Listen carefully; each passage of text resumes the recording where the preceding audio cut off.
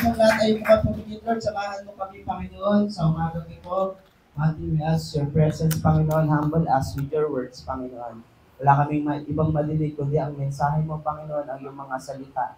Sapagkat alam namin, Panginoon, O God, na personal kang nangungusap nga po sa aming mga buhay, Panginoon Jesus, O God. Kaya, Lord, continue to break our hearts, O God. Lord, at i-connecta mong aming mga espiritu sa iyo, Panginoon, O God, upang magkaroon ng transformation ang aming mga buhay.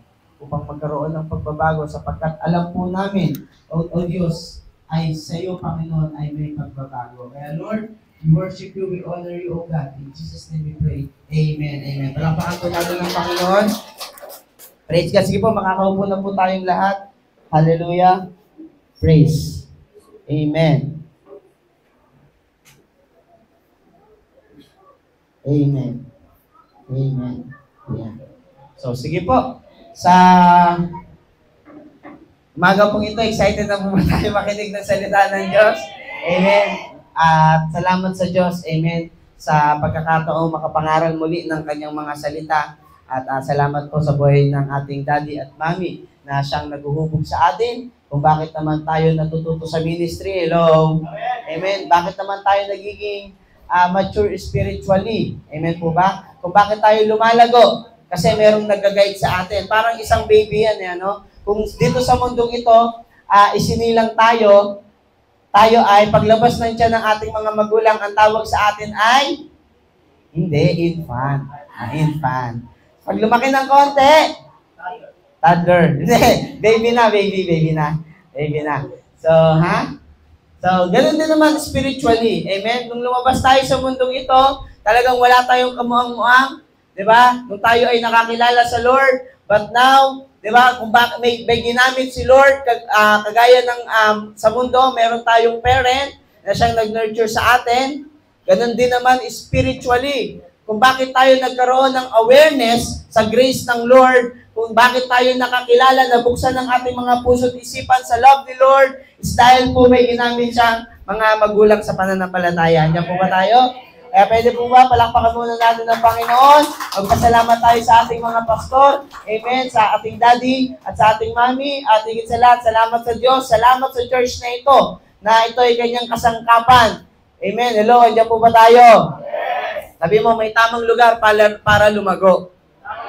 Amen. May tamang lugar para mabuhay ka. Tama. Ang isda ilagay sa disyerto. Tama, mali? Ang galing. Palakpakan natin ang Panginoon. Tama. Diba? Ang halaman ilagay sa dagat. Mabubuhay? May mabubuhay na halaman. Depende sa halaman. Diba? So, pero, ibig sabihin ng isang bagay, pag nilagay mo sa maling lugar, hindi talaga siya lalago at mabubuhay. Kaya nga, God put everything in its place. Salamat sa Diyos sapagkat ikaw at ako ay nilagay niya sa lugaring ito kung bakit tayo nakakapamuhay. Amen. Spiritually at kung bakit tayo lumalago. Sabi mo nga, may ginawa na ang Diyos. Amen. May pinrovide na ang Panginoon. May ibinigay na ang Diyos. Amen. Kaya nga nandun yung binigay ng Panginoon sa atin hanggang future. Sa langit. Hello? Hanggang langit, sigurado na. Kaya po ang topic natin sa umagang ito, ano po?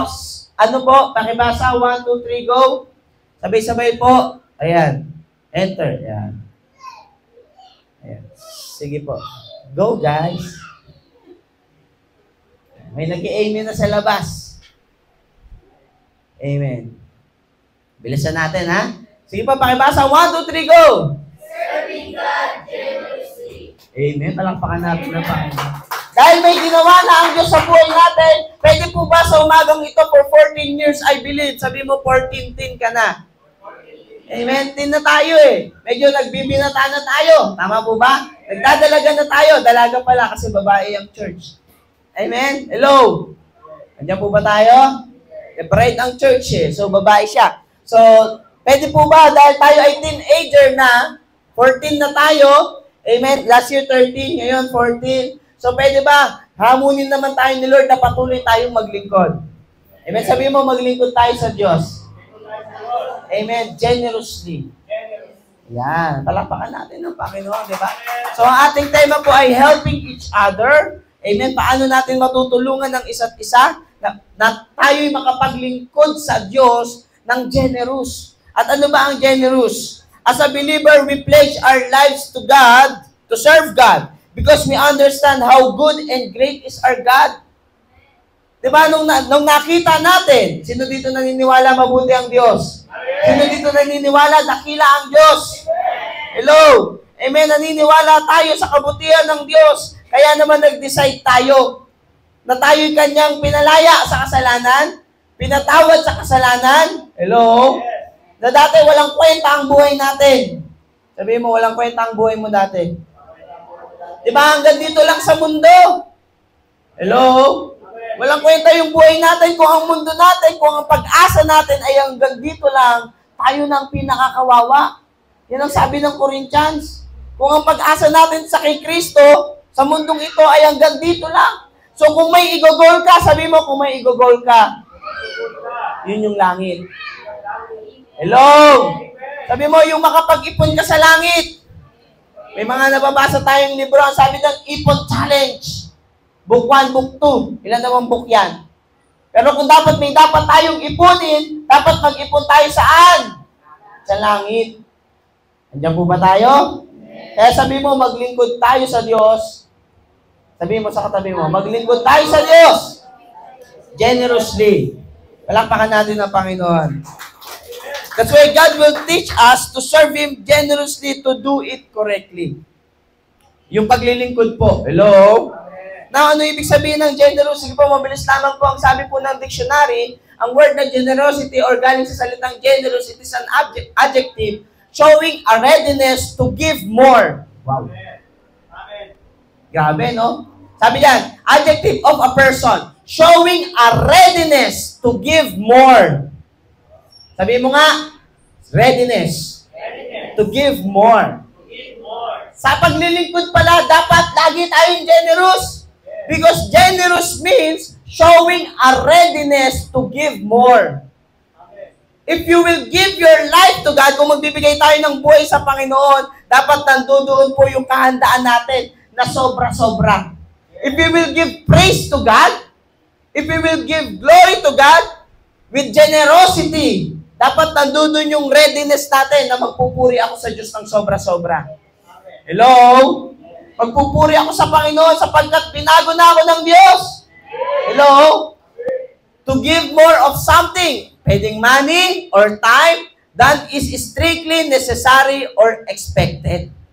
Ano ibig sabihin nun? Yung hindi lang yung normal. Hello?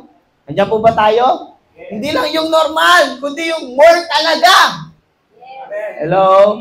At tayo bilang naglilingkod sa Diyos, because we are serving a generous God, naglilingkod tayo sa Diyos na mapagbigay, mga kapatid. Dapat ikaw at ako ay mapagbigay din. Biruin mo, ilang beses tayo nagkakasala sa tanan ng buhay natin. Ganong beses din tayo pinatawad ng Diyos. Ilang beses tayo nagkakamali sa ating mga buhay, pero ganong beses din tayong tinulungan ng Panginoon. Sa dami ng kahinaan natin, ganun tayo tinutulungan ng Diyos lumakas. Hello, andyan po ba tayo? Showing kindness toward others. Hello? It was generous of them. Okay. An example, it was generous of them to ask her along, larger or more plentiful than a usual or necessary. Ang pinag-uusapan po dito, not only in money, but in time, effort, work, talent, heart. Pwede po ba sa umagang ito, doon muna tayo sa pinakamahalagang bahagi ng ating pag-uusapan. Pwede ba maging generous tayo yung ating puso sa Diyos? Amen. Pwede po ba yung ibigay natin yung ating puso sa Diyos ng sobra talaga? Hello? Andiyan po ba tayo? Amen. Generosity, why? Because generosity is a mark. Sabi mo nga, is a mark of being a true servant of God. Alam niyo po, pag binasa niyo po yung 2 Corinthians chapter 8 and 9, binasa ko po yan pinag-aralan ko po yan masusi, mga 2 years. Sabi ni Mami, nak, ikaw magpipreach. So, 2 years ago, sinabihan ako ni Mami, nak, ikaw magpipreach na ngayong petsa. So, sabi ko, sige, Mi. Okay. Pinag-aralan ko po yung 2 Corinthians chapter 8 to 9. At dito po, sinasabi ni Pablo, dinidiscuss niya yung pagiging totoong servant ng Diyos. Hello? Kasi yun ang katotohanan. Na kapag ikaw ay totoong naglilingkod, totoong nakakakilala, sobrang ka magpuri eh. O, meron pa rin sa atin dito, yung pinapaawit natin, hindi pa rin natin alam. Hello? Baka wala pa tayo dun sa salitang sobra. Baka nandun pa lang tayo sa salita na yes or no. Nagpupuri ka ba o hindi? Baka may mas interest pa tayo sa mga makamundong bagay. Hello? Andiyan po ba tayo? Kesa sa pagpupuri sa Diyos. Baka hindi pa natin nauunawaan. Andiyan po ba tayo? Again, generosity is a mark of being a true servant of God. Dito makikita kung talagang anak ka ng Diyos. Kapag kaya mong maglingkod ng sobra-sobra at todo. Sabi mo nga, todo. Amen? Sabi nga nung kanta itodo mo para bubuhos ang pagpapala sa'yo. Di ba? Buksan mo ang kalangitan. Ano sunod? Ibuhos mo ang kasaganahan. Handa na kaming saluhin ang mga pagpapala mo. Ibuhos mo. Ibuhos mo sa banda rito. Why? Because in praise and worship, there's a blessing. Tandaan natin, kapag naparangalan natin ng Diyos, nandun ang pagbuhos ng pagpapala. If you serve God generously, nandun ang pagpapala ng Diyos. Pero gusto kong sabihin sa inyo na hindi ganun kadali yun. Alam niyo po kung bakit?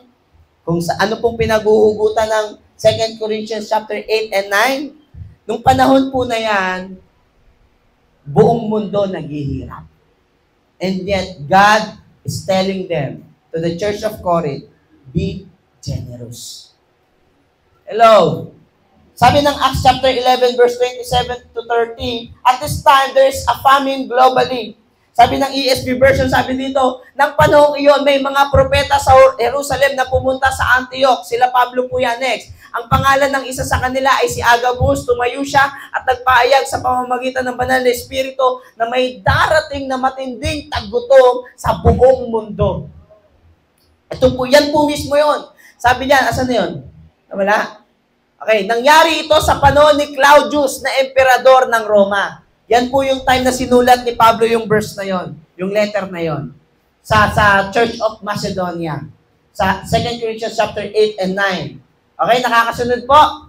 Okay. Now, ang sabi po ng verse 29, kaya nagpasya ang mga tagasunod ni Jesus sa Antioch na ang bawat isa sa kanila ay magpapadala ng tulong sa mga kapatid sa Judea ayon sa kanilang makakaya. Verse 30, ano pong sabi ng Bible? Ipinadala nila ito sa pamamagitan ni Bernabe at Saulo para ibigay sa mga namumuno ng iglesia sa Jerusalem. Si Pablo po yun. Amen po ba? Hello? Malinaw po na nung mga panahon na yon ay merong pinagdadaanan na pagsubok. But God is still encouraging them to give more. Amen. To give generously. Hello? Bakit kaya ito ginagawa ni Pablo? Bakit kaya ito ginagawa ng Diyos? Hello? Unang, kailangan po nating makita that why Paul still encourage people to be willing or to be generous. Because generosity is not based on the situation. Hello? Ang katotohanan, ang readiness to give.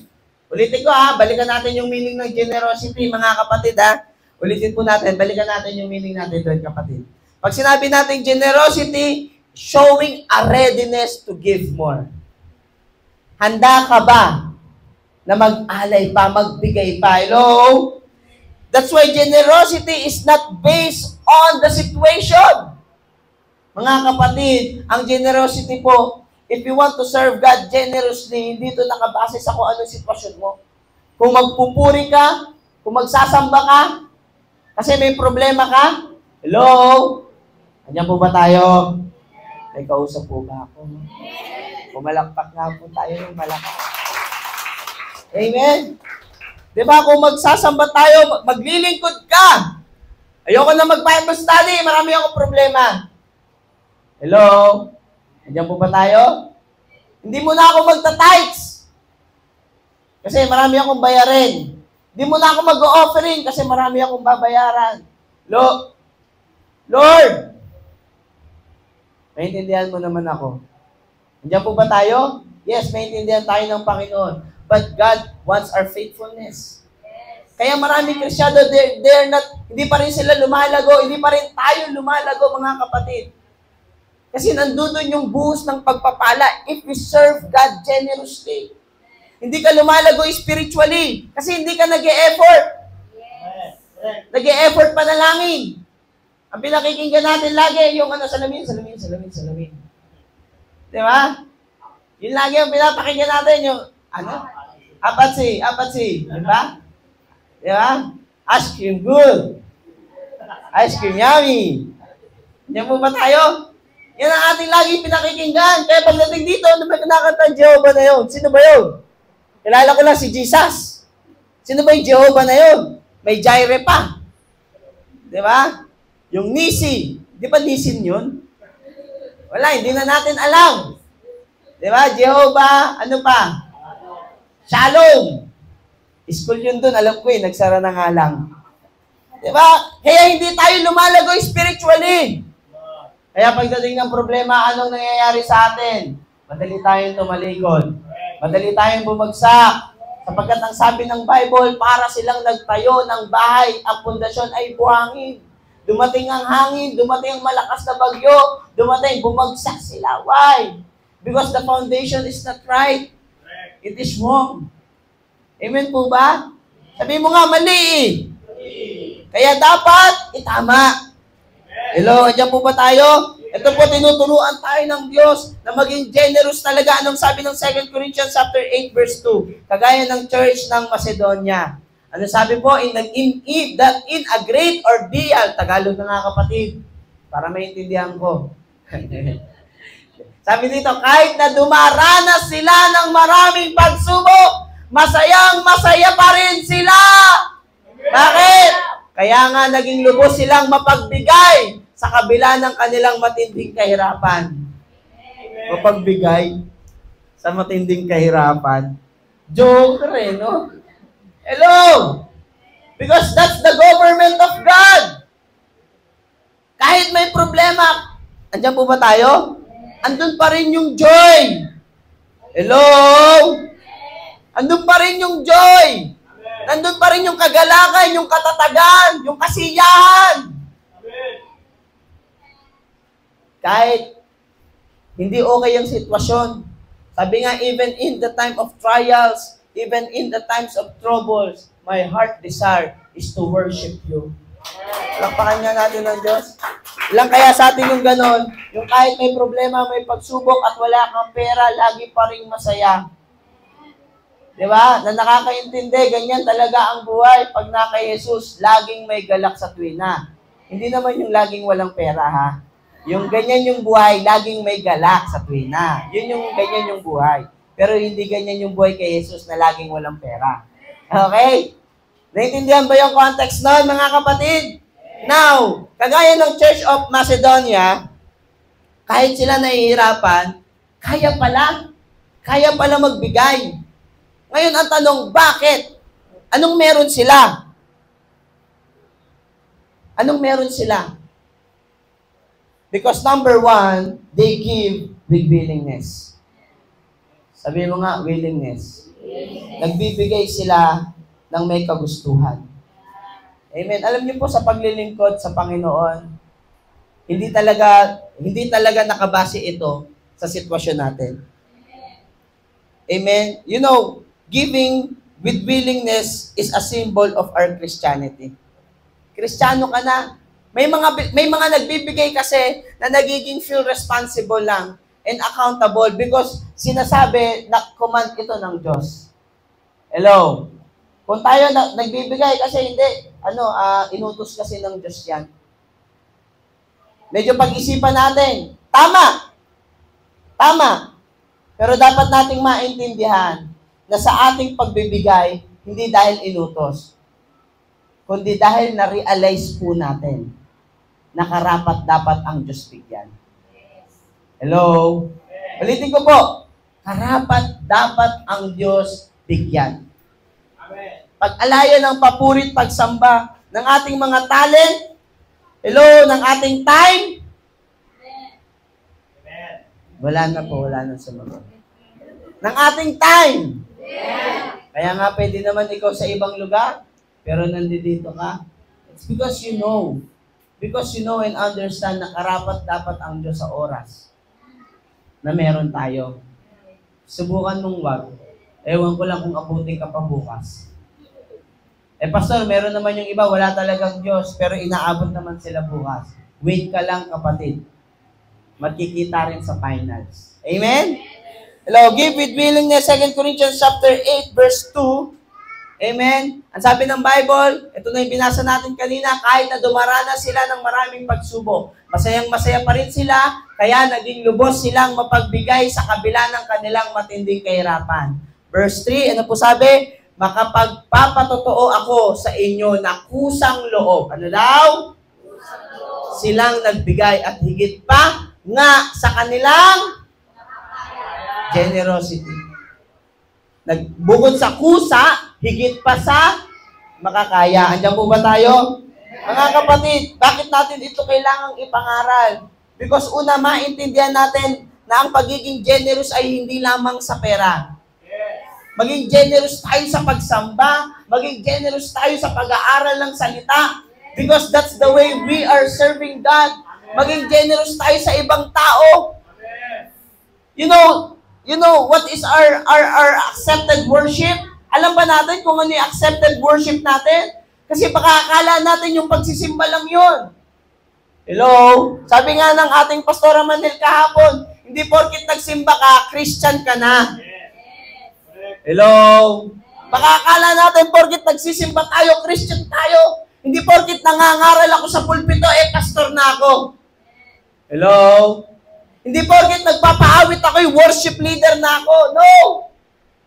Ano po yung qualification talaga ng Diyos para masabing Kristiyano na tayo? Romans chapter 12, verse 1 and 2. Ang sabi ng Bible, my dear brethren, my brother and sisters, by the mercies of God, I urge you, mga kapatid, nakikiusap ako sa inyo. And this is the foundation of our Christianity. Sa kahabagan ng Diyos. Amen. Sa maraming beses na tayo'y kinahabagan ng Diyos to present your body as a living and holy sacrifice, acceptable to God, which is your spiritual service of worship. Ibig sabihin, ang pagiging Kristiyano natin ay nakikita sa Christian living.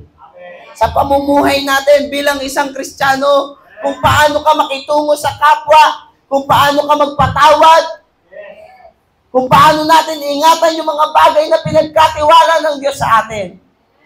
Hello, mga kapatid.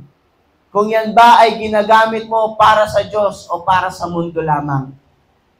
Hello, ulitin ko, kung ito ba ay ginagamit mo para sa Diyos o para sa mundo lamang? Hello? We should give with willingness. Andiyan po ba tayo? Because we know that God forgive and freed us from sin. Ano sabi ng verse 3 ng 2 Corinthians chapter 8? Duktungan na natin.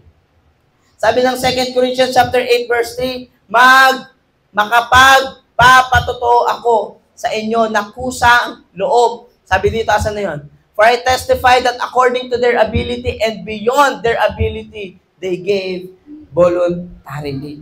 It is done with joy. Amen. It is done voluntarily. They want to be part of ministry.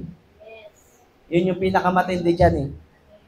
Pagdating ng verse 4 and verse 5, basahin natin. Ano sabi ng verse 4? Sapagkat sila na mismo ang paulit-ulit na nakiusap sa amin, nabigyan sila ng pagkakataong makatulong sa may hirap na mga mananampalataya. Grabe, no? Verse 5, ano sabi? At higit pa nga sa aming inaasahan ang kanilang ginawa. Dahil una sa lahat, iniaalay nila ang kanilang mga sarili sa Panginoon at sa amin, ayon sa kalooban ng Diyos. Palakpakan natin ng Diyos. Give with willingness. Amen. Mga kapatid, alam niyo po, I want to talk it out po sa bawat isa sa atin, and God really want to teach us this thing.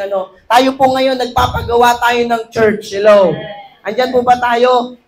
Ito pong mga Church of Macedonia, pagdating sa verse 4, sila mismo yung nakikiusap na maging parte sila ng ministry. Hello. Bagamat sila ay dumadanas ng paghihirap, bagamat sila ay nandudod din sa kawalan, because they are true. Sila ay totoo. Na Kristiyano at naglilingkod sa Diyos. Amen. Kaya sila pa yung paulit-ulit eh. Diba? Yung verse 4, balik natin doon. Diba? Sila pa yung paulit-ulit. Sabi niya na nakikiusap, bigyan mo kami ng pagkakataong makatulong sa mahihirap nung mga panahon na yan. Hello? Ngayon po, ibig sabihin, at the context of this verse, they are helping ano yung need. Hello? Andiyan po ba tayo? Ilagay natin ito sa panahon natin ngayon. Ang ating church po ngayon, mga kapatid, ay nagpapagawa ng building. Marami na tayong nagawa. Hello? Marami na tayong naibahagi. Amen. Lupa lang ang prayer natin, binigay na ng Panginoon. Ngayon, building naman. Hello? Andiyan po ba tayo? Sino dito yung kayang mag-overextend sa kanyang makakaya? Sino dito yung willing, may willingness? Hello? Andiyan po ba tayo? Sino dito yung may willingness? Because in that way, we will serve God generously. Andiyan po ba tayo? Yung maging kabahagi po tayo sa kahit ano pa mang bagay na kaya natin, makibahagi po tayo. Huwag tayong tumahimik, huwag tayong hintayin pa natin mag-follow up. Amen. Hello? Kung tayo po mismo, nandun yung willingness, pag sinabi natin willingness, ano po yun? Di ba, pagkakain tayo sa Jollibee, tayo na mismo yung pumupunta ron. Pagkakain tayo sa McDo, tayo mismo ang pupunta ron. Baka naman. McDo, Jollibee, tsak lang ito. Hello? Ganun po ang may willingness. Yun ang Kristiyano. Yun ang mga malalalim na Kristiyano.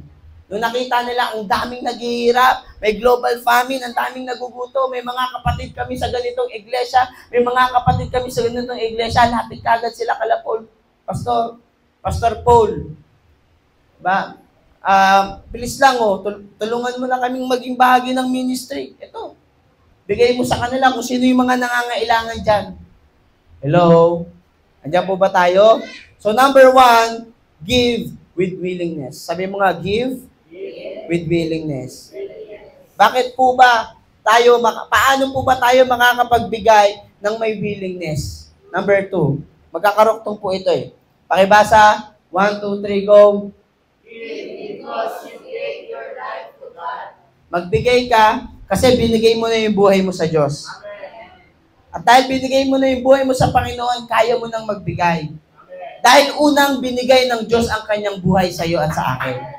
Amen? Pagkapakan nga natin ng Panginoon. Ano sabi ng 2 Corinthians chapter 8, verse 5? So that you can give to others at higit pa sa aming inaasahan ng kanilang ginawa. Dahil una sa lahat, inialay nila ang kanilang mga sarili sa Panginoon at sa amin. Hello? Ayon sa kalooban ng Diyos. Andiyan po ba tayo? Give because you gave your life. Magbigay tayo sapagkat ibinigay na natin ang buhay natin sa Diyos. Mahalaga po ito, mga kapatid. So that we can give to others. Hello? Why? Because giving proves love. Sabi mo nga, giving proves love. Ang sabi ng verse 7, amen, verse 7, sabi dito, kayong mga nasa Korinto ay nangunguna sa lahat ng bagay. Malakas ang inyong pananampalataya, magaling kayong magturo, marami kayong alam, masipag sa paglilingkod sa Diyos, at malaki ang inyong pag-ibig sa amin. Kaya gusto namin na manguna rin kayo sa pagbibigay. Amen po ba? Hindi dahilan yung naglilingkod na ako kay Lord, pastor na ako. Hindi dahilan yung nagbaback up na ako. Hindi dahilan yung elder na ako, yung drummer na ako, nagba-Bible study ako, member lang ako. Hello? Nakapagbigay na ako, may nagawa na ako. Hello? Ano pong sabi ng Bible? Gusto rin namin na manguna kayo sa pagbibigay. Ano pang sabi? Verse 8. Bakit? Sabi niyan, hindi sa inuutusan ko kayo. Sinasabi ko lamang sa inyo ang ginagawang pagtulong ng iba para may pakita rin ninyo sa amin na tunay ang ano daw? Mga kapatid, giving proves love. Andiyan po ba tayo? Hindi pwedeng you can give without love, but you cannot love without giving. Hindi pwedeng mahal ko ang church ko. Mahal ko ang church na ito, pero wala tayong parte sa ginagawa ng Diyos. Sa lupa at sa building natin. Andiyan po ba tayo? Amen. Bakit po? Be like Jesus. Ano sabi ng verse 9? Tuloy-tuloy na natin to. Verse 9, sapagkat alam naman ninyo ang biyayang ipinakita ng ating Panginoong Jesucristo, na kahit na mayaman siya doon sa langit, ay nagpakadukha siya dito sa mundo, alang-alang sa atin, para sa pamamagitan ng kanyang kahirapan ay maging mayaman tayo. Ano sinasabi ni Pablo rito? Si Jesus Christ mula sa langit nasa comfort, di ba? Pero bumaba, naging mahirap para sa atin. So tayo naman na taga-church, kailangan naman din nating magsakripisyo para sa mga unbeliever. Para sa mga kaluluwa pang iwimin natin. Hello? Real talk. Sino dito yung tinatamad umatid minsan kasi sobrang init ng church? Huwag nyo na sagutin, baka mahalata. Totoo. Real talk. Diba? Sino dito minsan, parang ayaw nang umatid kasi sa bahay naka-aircon, sa church ang init. Walang parking dito. Ang hirap pumarada, delikado yung sasakyan. Hello? Real talk. Diba yun yung katotohanan, tama? Ako nga, struggle ako sa parking eh. Pagka hindi ko na alam, yung ibang sasakyan, dinadala ko na sa alta, ang hirap talaga. Makakahanap ka ng kaaway mo. Kaya ginagawa po natin itong mga bagay na ito. Tatayuan po natin yung likod natin. Second floor yung church. Hintayin nyo lang po. Engineer ibigay mo yung sukat, may architect tayo. Kailangan may vision. Amen? Papakita natin yung mangyayari sa church natin. Sa baba, parking. Hello? Mga kapatid, para naman pagpunta ng mga atin dito, wow, grabe pala si Lord. Diba? Diyan po ba tayo mga kapatid? Diba? Kasi minsan mahirap din mangaral sa mga malalabong isip eh. Sasabihin natin, ang Diyos, napakamayaman ng Diyos natin. Sasabihin niya, parking nga lang, wala kayo. Diba? Ang init-init nga sa church niya eh. Diba? Hello? Amen? Kaya preaching natin dito, puro kaya mo yan. Magtiis ka lang. Kasi nagtitiis tayo eh. Diba? Hello? Amen po ba? Kahit mainit, tapos mainit sa impyerno. Diba? Pag naka-aircon ka, alam niyo po mga kapatid, diba? Pag yung comfort, hindi yan dahilan para hindi ka magpuri kay Lord. Andiyan po ba tayo? Ganun, pag naka-aircon na. Diba? Dapat din natin tinutulugan ng Word of God. Yes, naka-aircon eh. Dito, hindi ka makakatulog. Ang init eh. Ayan po ba? Andiyan po ba tayo? Hello? Sino ba tayo? Kailangan natin maging kagaya ni Kristo. Diba? Na kahit mayaman siya, namatay siya para sa atin. So tayo rin. Diba? Sabi mo, may mission ka pa sa mundo. If you ever wonder what's your purpose, ito na yun, kapatid. Hello? Amen.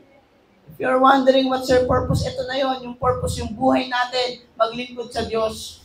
Amen. Yung buhay natin para kay Kristo. Yung mga bagay na makakapaglugod sa Kanya. Hello?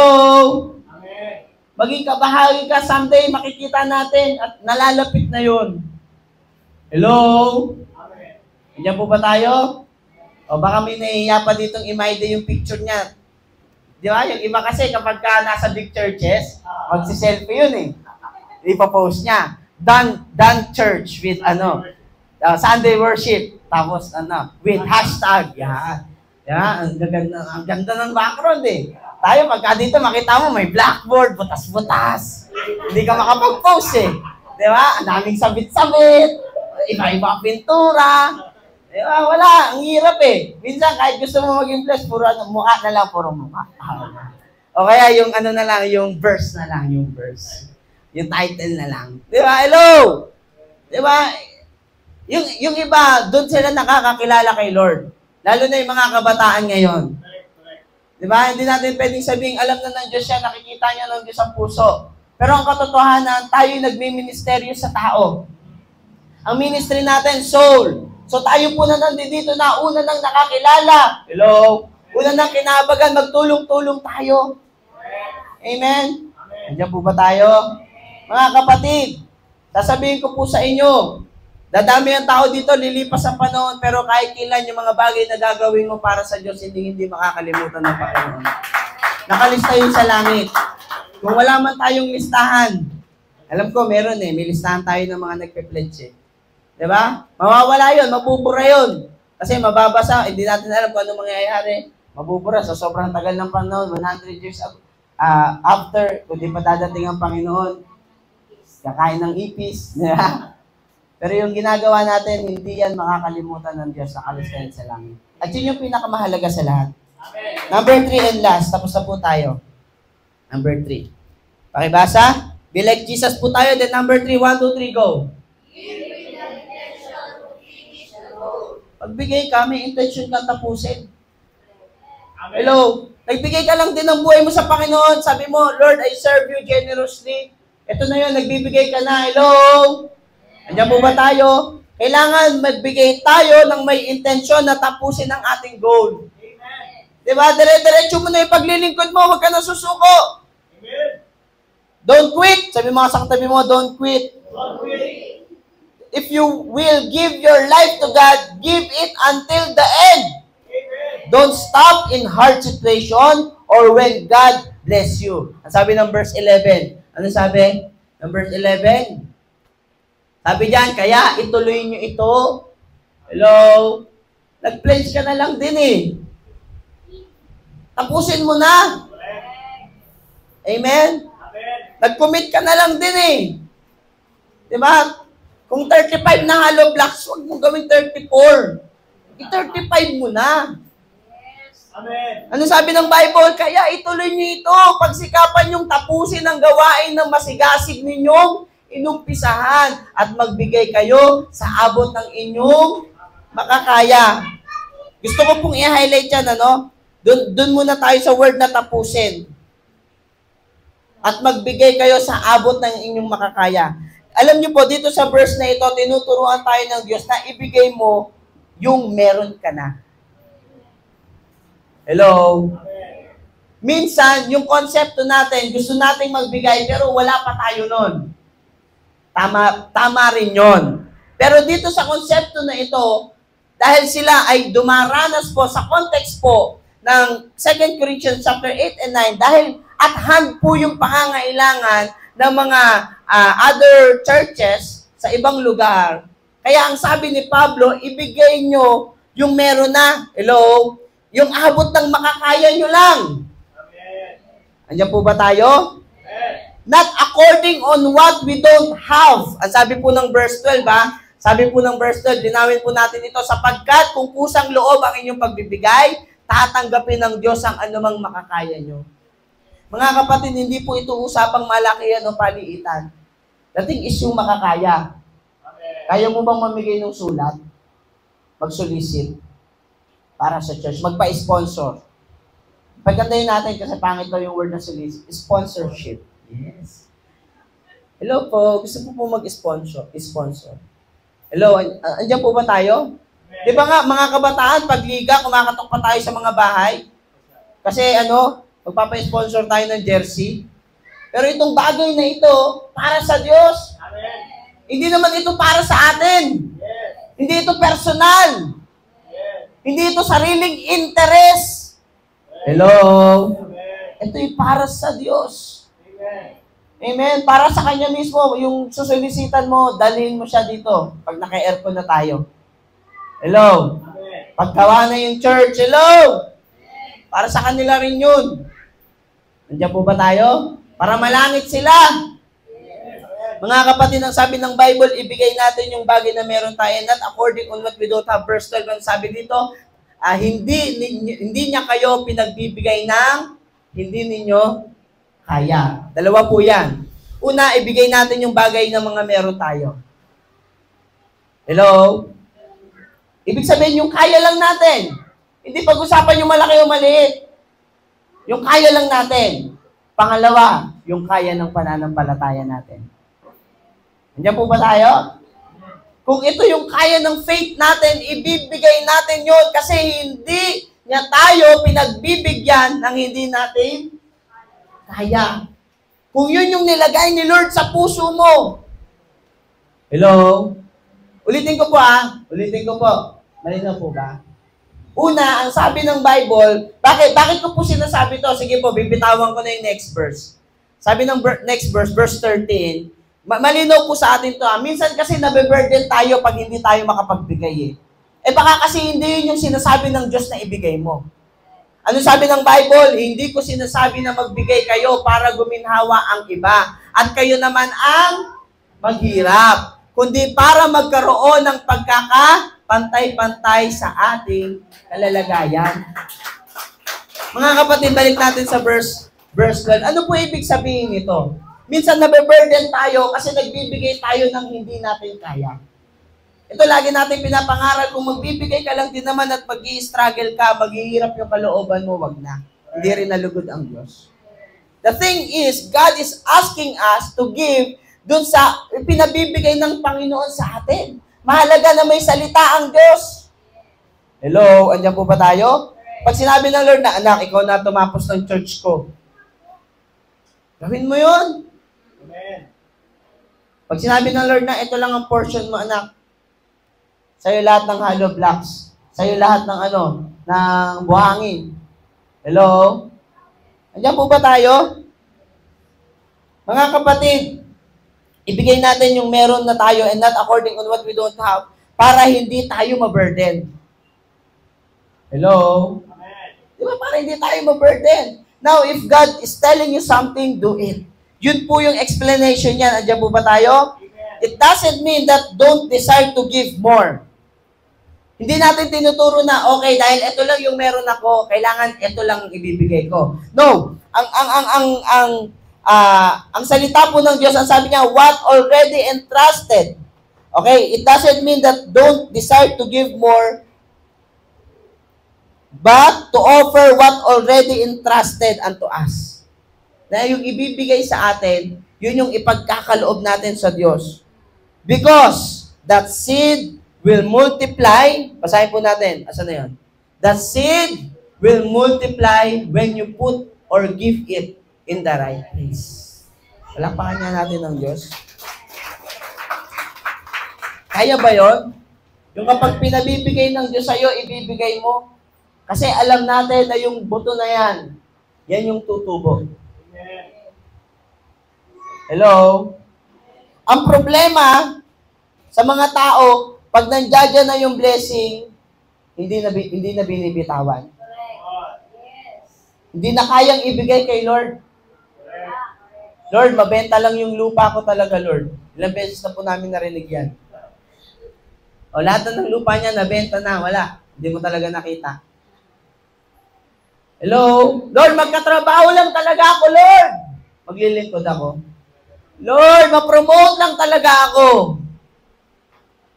Mag-o-offering ako, Lord.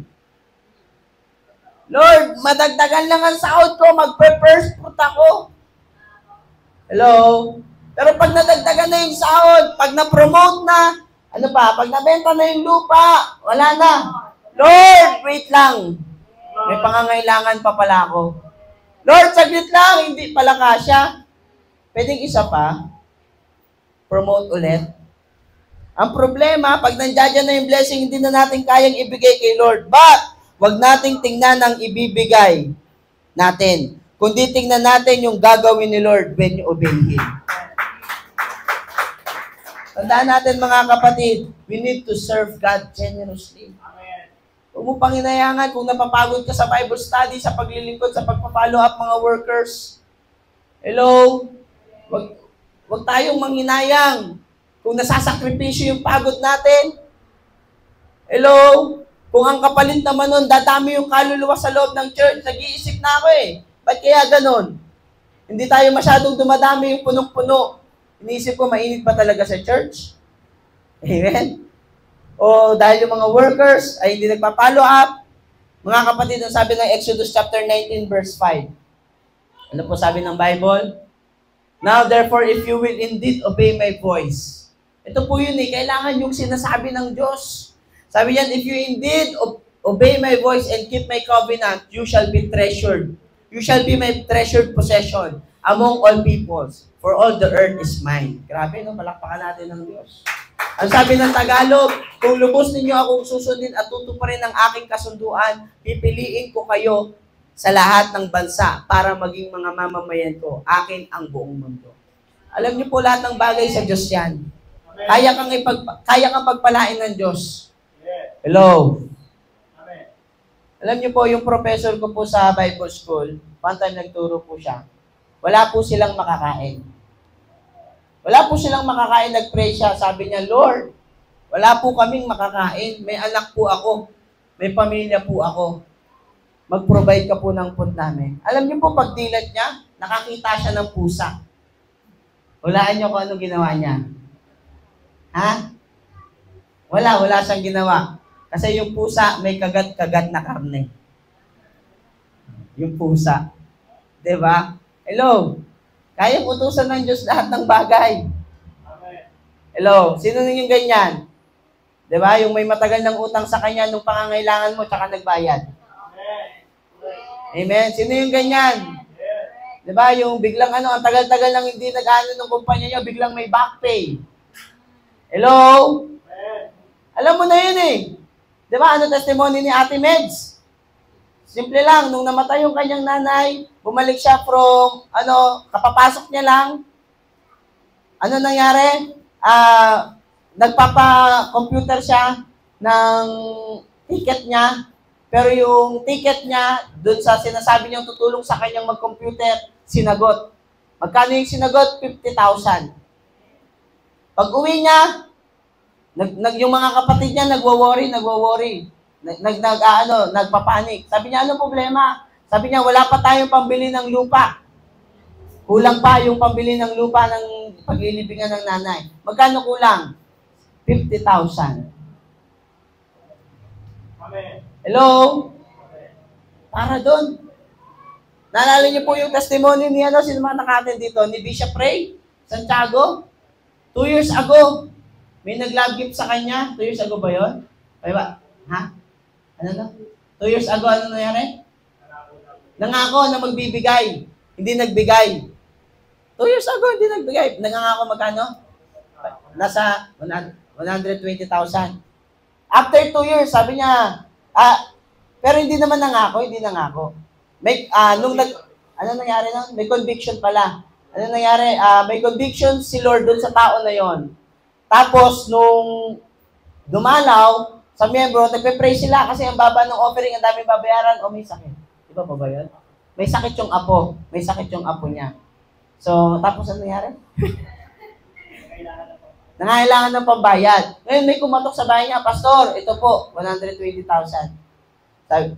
Sabi, ano sabi? Ha? Para saan to? Tapos, sabi, may conviction po kasi si Lord. Tapos, 2 years ago, bigay ko daw. Ngayon, pasensya na po, ngayon ko lang binigay. Ibig sabihin, ang timing ng Diyos iba. Pati katigasan ng ulo ng tao, alam niya. Ayan mo ba? Sabi ni Pastor, sakto. Sakto pa rin kay Bishop eh. Tama, mali? Andiyan po ba tayo? Mga kapatid, the thing is, ang puntos ko lang po dito, hindi katigasan ng ulo at hindi yung pagbibigay. Ang puntos ko lang dito, kayang gumawa ng paraan ng Diyos. Kayang gawin lahat ng Diyos. Lahat ng pamaraan pwedeng mangyari para lang i-bless ka. Kung marunong tayo makinig sa Panginoon. Andiyan po ba tayo? Andiyan po ba tayo? Palampakan natin ng Panginoon. Dito po tayo magtatapos. Matthew chapter 6 verse 19 to 22. Ano po ang sabi ng Bible? Huwag kayong mag-ipon ng kayamanan para sa inyong sarili.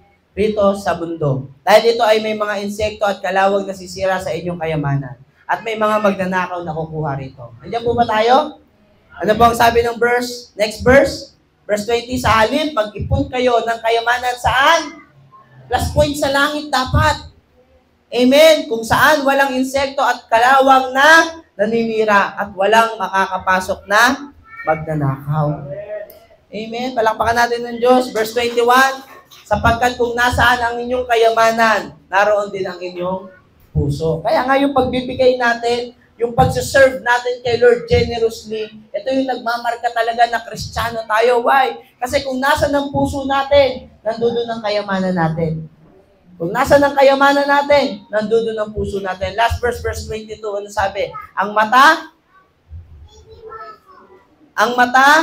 ang nagsisilbing ilaw ng katawan. Kung malinaw ang iyong mata, maliliwanagan ang buong mong katawan. Amen po ba? Palakpakan niya natin si Lord. Talo tayo sa verse 33 ng Matthew chapter 6. Ano po sabi? Kaya, unahin ninyo ang mapabilang sa kaharian ng Diyos. At pagsunod sa kanyang kalooban at ibibigay niya ang